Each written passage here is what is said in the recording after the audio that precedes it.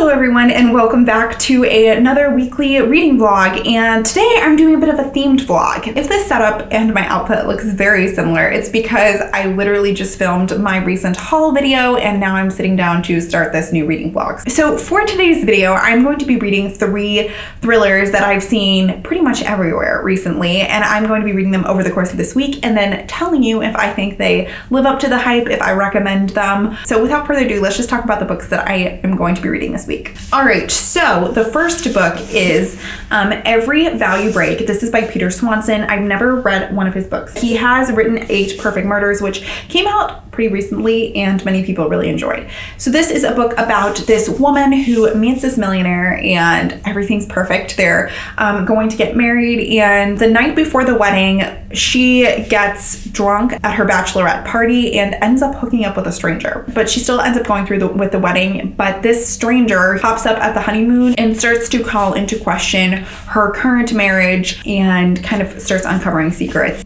I am quite excited to pick this up. This is actually a pretty short one. It's only 306 pages, 7 pages. So I've noticed that a lot of recent thrillers are pretty short, all about the same length. All the ones in this video are actually about the same length. So this is book number 1. Second book that I'm going to be reading is another marriage relationship gone wrong story, and it's Too Good to Be True by Carola. So this was one of the book of the month picks, I believe, of March, but don't quote me on that. And it's about this woman named Skye, and she meets this guy named Burke Michaels. She discovers a secret about him that seems like it's going to be a bit of a spoiler, so I don't know. I'm not going to tell you that until I actually start reading this and determine that it's not just the front flap revealing too much, but I think he's not quite who he says he's supposed to be. And then the last one, and maybe the most hyped of all of these, is Every Last Fear by Alex Finlay. So this is about an NYU student who comes back to his dorm room after a night of partying and gets a phone call that his entire family, who have been vacationing in Mexico, have been killed by a tragic accident where there was this gas leak where they were staying. And the local police very much thinks that this is an accidental death, but the FBI gets involved and starts to think that this might not have been so accidental. So yes, very excited about this. I do love a good college campus story, but I'm not sure if this is going to have a lot of college campus stuff, or that's just kind of the beginning of the book. So anyways, these are the 3 books that I will be reading this week, and I'm very excited to share my thoughts with you. Let me know, by the way, if you have read any of them and which one your favorite was, if you've read more than one. And with that, let's get started with the week.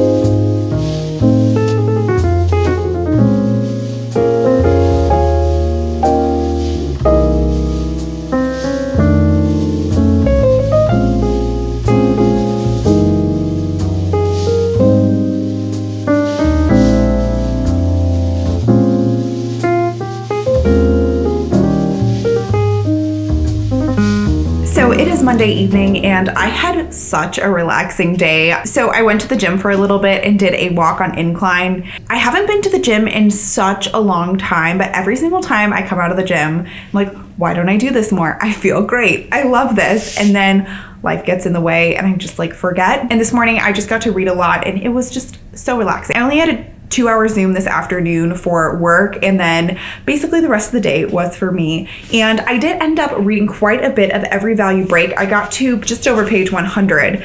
And I have a lot of thoughts about this so far. So basically, at the beginning of this story, you're following our main character, Abigail. She grew up in this like northeastern town, I want to say in Massachusetts, and her parents owned the community theater. So she very much grew up as like a theater kid and kind of interacting with people that came to do different plays. Anyways, so At the beginning, you're introduced to some of her past relationships, like her high school boyfriends and, other people that came into her life. And to be totally honest with you, I really didn't care. It just seemed like these people weren't really important and didn't really have a point. And I think starting the thriller there just made me a little bit unengaged. But then you get introduced to Bruce, who is this millionaire, like too good to be true guy who she meets when she's living in New York and working at a publishing company. So you're introduced to their relationship. I really enjoyed parts of that because it almost seems, the way it's presented, that it's so out of nowhere. And I think that that's what Peter Swanson wants you to feel like. He just is the perfect man who just appears and seems perfect. Of course, it seems like a little too good to be true, so I think that was done well. But I really do feel like there could be more scenes of their relationship before the marriage, because it just seems like we got a lot of backstory about her growing up and these people that she met before meeting Bruce that I honestly don't know are going to matter that much. And then one of the central relationships just seems a little bit rushed. One of the other central relationships in this book is this one night stand that Abigail has the night before her wedding. So she's at this bachelorette party at this very fancy vineyard that Bruce has set up for her and her girlfriends, and she meets this guy and ends up sleeping with him basically. I just found that interaction to be so unrealistic. This man is so creepy and asking her questions about the people she slept with before in her past relationships. The way it's presented in this book, I just did not believe that on the eve of her wedding she would decide to sleep with this person particularly. There's nothing in this book that's particularly appealing about him as a person. He's not really that charming. It just doesn't really make sense that she would risk everything and enter into this situation. Anyways, the whole setup up to the wedding, I was a little bit underwhelmed by, but then we are finally getting to the main part of the book, which is the honeymoon, and they honeymoon in this very deserted island off the coast of Maine in this lodge that of course doesn't have any electricity or Wi-Fi and is extremely deserted. And I am just absolutely loving the atmosphere, the way that they describe the candles and there being all these staff everywhere. I think the setting is really playing into that. It's a very kind of claustrophobic, you can't get out, almost Shining feel to it. And I really, really enjoy the last maybe 20 pages I've read. This book has potential. I was a little underwhelmed at the beginning, and as we go throughout the book, I think we're going to get a little bit more about those central relationships. So anyways, I'm planning to make a bit more progress with this tonight and then hopefully finish it off tomorrow. The plan for the rest of the night is I'm going to cook myself some dinner, and my boyfriend Tyler works in the emergency department and he is on nights for a while now, so I am just going to be relaxing and having a lot of time to read. So that is the big plans for tonight. And then tomorrow I have to actually do work, so I have to get up early and get some stuff done tomorrow. So it's Wednesday. I didn't actually end up filming anything. I think that's gonna make it into the vlog from yesterday. I just did a lot of reading yesterday, and then it snowed last night 4 inches and I was not happy. Although most of the snow is gone today and there are just massive chunks of ice falling from buildings, so that's fun. But anyways, today has been super chill. I was able to finish up Every Vow You Break this morning, so I thought I would sit down and just chat you through some of my thoughts, having just gotten through it. I have to say this book must be one of the biggest turnarounds of any book I've read recently, because I really, really was not getting along well with the first part of this and was so bored, as I was telling you in the last clip. But as we got to the main meat of the story, which is the honeymoon scenes in this very deserted island off the coast of Maine, it really started checking a lot of the boxes for me. I love a good atmospheric thriller. I love something creepy. I love domestic thrillers, and it really started to take on a lot of those tropes. I thought it was super fast paced at the end. I would just pages would just evaporate. I would sit down and read 100 pages at a time. And it was certainly super readable. I thought the pacing was really great because there were little reveals throughout the book and it kind of kept you guessing throughout it.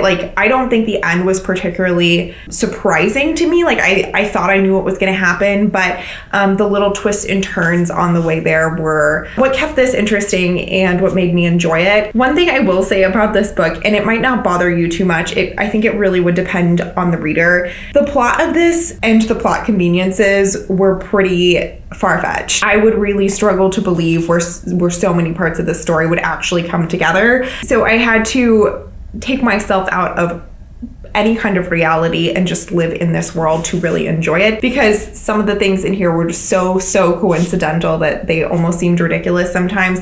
If that's something that bothers you, it might detract from your reading experience. For me, I think it took a little bit away from it, but overall, I still was able to enjoy the conclusion, and I thought that it was a pretty good ending. So overall, I'm giving this 3.5 stars. The beginning was definitely a big disappointment for me, but it was very plotty at the end and had some really fun twists and turns along the way. I am very intrigued that this is actually Peter Swanson's lowest rated book. It's rated 3.5 stars on average on Goodreads, which is what I ended up rating it, but many of his other books are closer to 4 stars. So I would actually be interested in reading some of his backlisted books as well. But yeah, so overall an average thriller, very plotty and very enjoyable. So I decided to switch up the order of the other 2 books because I was actually going to read Too Good to Be True and then finish the blog with Every Last Fear. But I think Too Good to Be True, at least the synopsis of it, sounds so similar to Every Vow You Break. So I'm going to split the 2 domestic thrillers up with a bit more of a murder mystery. So yeah, I'm going to start this tonight. It is Wednesday and I'm hoping to get this up on Sunday. So I do need to pick up the pace a little bit. But once I do get into these plotty thrillers, I just run through them. So it's a matter of me getting invested in the story. So planning to start this tonight, and also just doing some editing for another video that's going up this evening, but pretty low key, no big plans today. And even though like I'm very salty that it has been snowy at the end of April, I do have to say a very snowy, cold evening as was yesterday was the perfect atmosphere to enjoy a thriller. So it was gonna happen any week. It was the perfect week for it to happen when I was filming this vlog.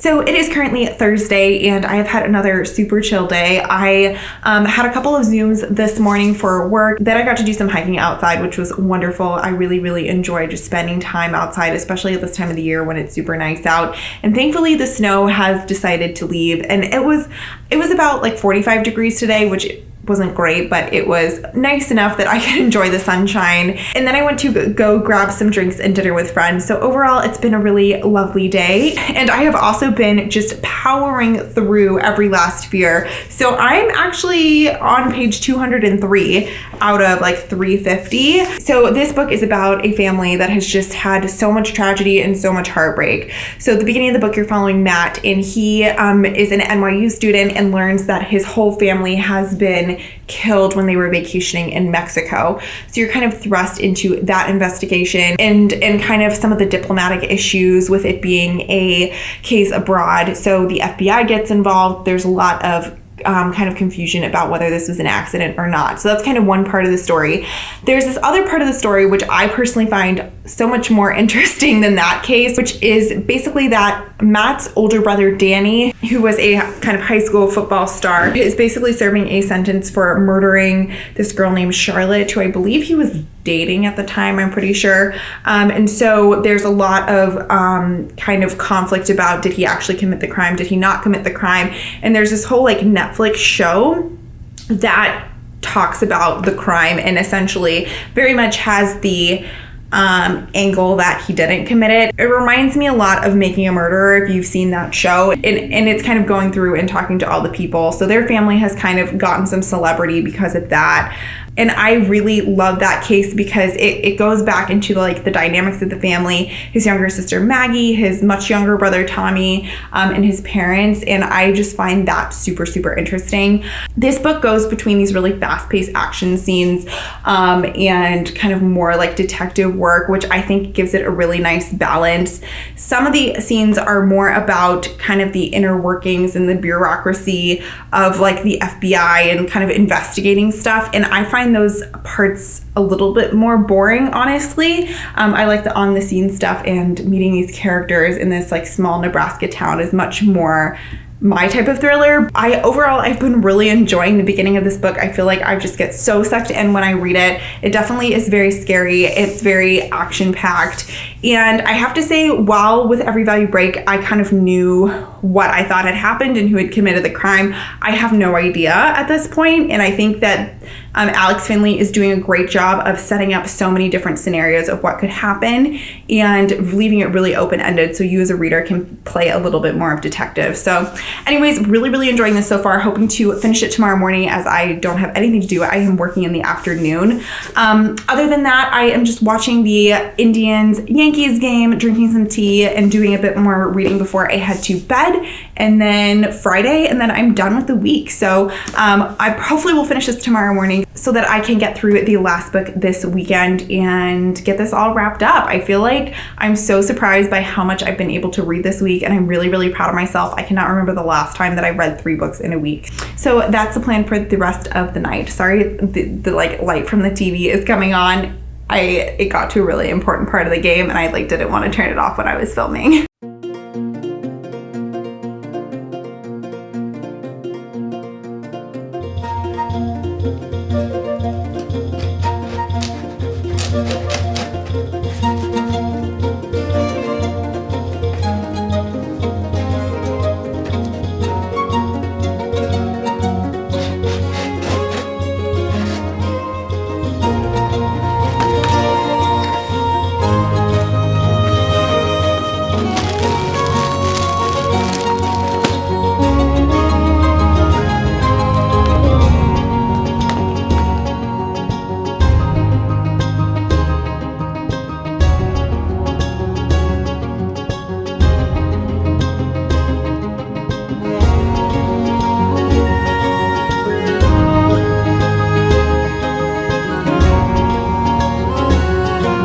Happy Saturday, everyone. It is a very gloomy day out. I think it just started to rain. It's one of those days where it's just super cloudy and you can't tell if it's like actually raining, but you don't want to be outside anyways. Also, my new bedding came in and I think it looks really nice. I'm really, really happy with it. So yesterday was my first night sleeping on it, and it's kind of weird like sleeping in new sheets. This is such a random start to a clip, but they were super cozy. So anyways, it's time to chat with you guys about Every Last Fear because I ended up finishing it yesterday and it was such a wild ride. I honestly feel like my thoughts about this book are going to change over time because I'm still kind of processing how I felt about it. But in general, I thought it was really fun. It was really fast paced. I did predict who the bad person was going to be, but not quite how it was going to end or what they did. So I enjoyed that there were twists and turns that I didn't see coming. I thought the end scene in the big reveal was a little bit rushed, honestly. I felt like I was processing it, and then before I knew it, it was over and we were in the epilogue, and I kind of wanted a little bit more time to like sit there and have the twists and turns just kind of hit me rather than just moving on and feeling like I didn't really have time to even figure out what exactly had happened. It also just in general kind of felt like this book was so close to being so perfect, but it was just trying to do a little bit too much. Like for me, I thought there were a few too many perspectives, and having the 2 mysteries and the multiple timelines in different countries, it was just a lot to follow. And I think I honestly would have preferred it if the focus was more on like one aspect of the story, I think it would have made it stronger. But I understand, like, for it all to come together, you kind of had to have all aspects of the story. I don't know. I just had this feeling while I was reading it that it was so close to being a 5-star read, but it just fell short in a couple ways. So I ended up giving it 3.75 stars. And I would be so interested to pick up another book by Alex Finlay. I think he is such a great writer in the mystery genre. And for this being a debut, I'm really impressed how he brought together all these characters and the story. So I would really recommend this if it sounds interesting to you. All right, and this morning I ended up starting Too Good to Be True. This book basically follows 3 different characters. So you have Sky, she's our main character. So she has OCD, and it has really kind of kept her from long-term relationships, and she's had a lot of trouble with love because of that. And she meets this guy named Burke, who is seemingly like the perfect guy and wants to be with her and loves her for who she is. So you have that perspective, and Burke has just proposed to Sky, so that's about their like modern day getting married relationship. Then you have Burke's personal diary, which is fun. So that's another part of the story, and that's mainly in the present day. I don't know if it's going to go back into the past, but currently it's in the present day with Sky. And then you also have Heather, and I'm not going to tell you who Heather is because despite the fact that it's on the inside flap, I personally think it's a bit of a spoiler, and it's revealed very early on, but I think it's funner just to like watch it happen. And you're just kind of figuring out how these things intersect and like what the truth is and who these people are and all of that. So far, it's very plotty. There haven't been too many big twists or turns. I think these characters are a little bit unlikable in a lot of ways, or a lot unlikable. I think Sky is the most likable, but everyone has kind of their dark side. So I don't know. I am enjoying it so far. I'm waiting for the big twist. I feel like something's about to happen. So I'm excited for it to just like blow me away and to finally figure out what this big twist everyone was talking about is. So anyways, I'm going to read, hopefully get to about the halfway point of this today. Then a couple of my friends are getting together this evening, so I'm going to go to that. And tomorrow should be a day of finishing this book and also editing this entire vlog, which is going to be so fun because there's so much footage that I filmed. So yeah, that's the plan for the rest of the weekend. So it's Sunday night. I have the Oscars on. I always watch the Oscars every year, and it was something that I did growing up, and I just like, even if I haven't seen the movies, I just still like doing it. So I have that on, but I thought before I actually watch that, I will chat you guys through this Too Good to Be True, which I finished today, and then also just wrap up this reading vlog. So overall, I really enjoyed the first part of the book. I thought it was super plotty and addictive. I knew that there was a big twist coming, and the twist, you guys, like completely blew my mind. I really did not expect that, and looking at the reviews, it sounds like everybody's mind was blown by the twist. However, after the twist, I think I got a little bored. It seemed like there was a lot of wrapping up to do, and I agree, like there were a lot of messy things that happened in this book that needed some kind of resolution, but I think the end of this book really tried to wrap everything up in a bow, and it just got a little bit too prolonged for me. This is a very twisty, dark story. I don't know if it's really a mystery, maybe a thriller, but it's very dark and it's very twisty, and if you want to have your mind blown by a crazy twist somewhere in the middle, I would definitely recommend reading this one. For me, it fell somewhere in the middle. It was fine. It's not one of my favorite books, but it was enjoyable to read, so I'm going to give it a 3 out of 5 stars. So that, my friends, is the end of this weekly reading vlog, and it has been a wild ride, but I really been enjoying it. I cannot tell you how amazing it has felt to read books this week and just feel swept away by stories. And this past year, I just have had a lot of trouble like connecting with books and feeling that same love when I read that I used to have. And I feel like this week was kind of the beginning of that again, and it just made me really happy and hopeful.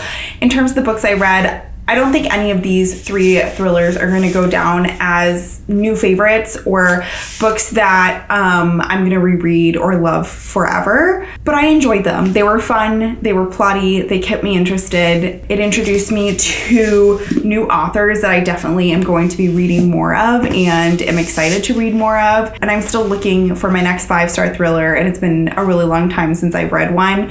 But I know that one day I'm going to find it, and I'm really, really excited for that day. Anyways, I'm going to wrap this vlog up here. I hope you all have enjoyed watching it. I hope you all have had a fantastic week, and I will see you all very soon with another video. Bye.